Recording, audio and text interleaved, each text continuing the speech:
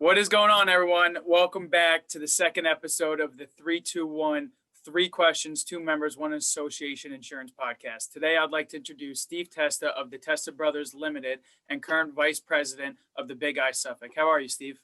Good. How's everyone doing? We're doing great. And can you tell us a little bit about yourself? Well, I've got 4 kids. One just got accepted to a graduate program. She's graduating college this year, and she got accepted to Northeastern's graduate accounting program. So that's exciting. And, awesome. Run an agency, got about 10 employees. It's busy work, Oh, absolutely.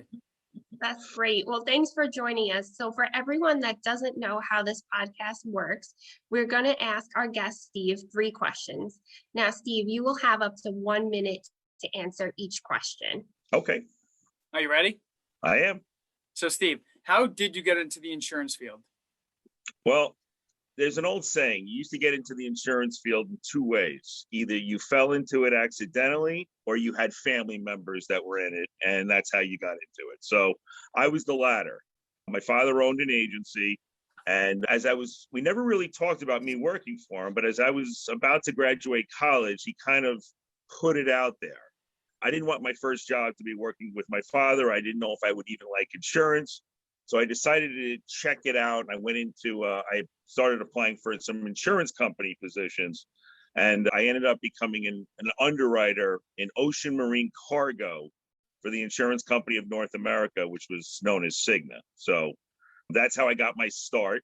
I did that for almost 2 years, and then I did eventually go with my father into the agency side.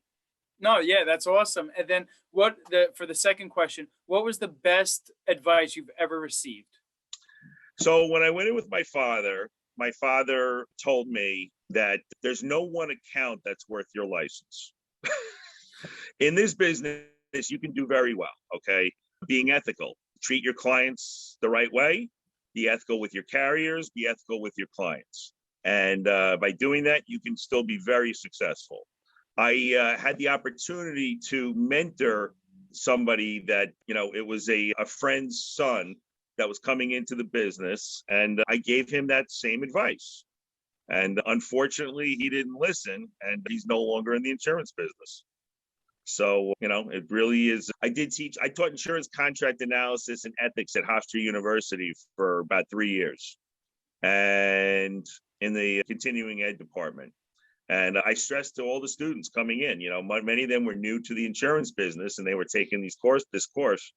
And, I just stressed to them, be ethical, Absolutely. Yeah. No, you're right. I mean, like my mother always says, you always got to cross your T's and dot your I's. Yes. Yeah, that is very good advice. Question number 3, what do you think are the biggest misconceptions about the insurance industry? Well, I think the biggest misconception is that, it's just a guy in a bad suit with a bad personality, knocking on your door, trying to sell you, insurance. The industry is so broad. It's so diverse. There's so many different things. If you like cars, you can go in to do antique car insurance. You can be an auto appraiser. You can, if you want to be out in the field, you can do loss control, or you can just be a claims adjuster. There's a million different things. You're not necessarily tied to a desk. You're not necessarily in sales, and you're not necessarily, it's not necessarily boring. And I can tell you, being in this industry for 31 years, there are a lot of unique and individual characters in this business, and it's not a boring business.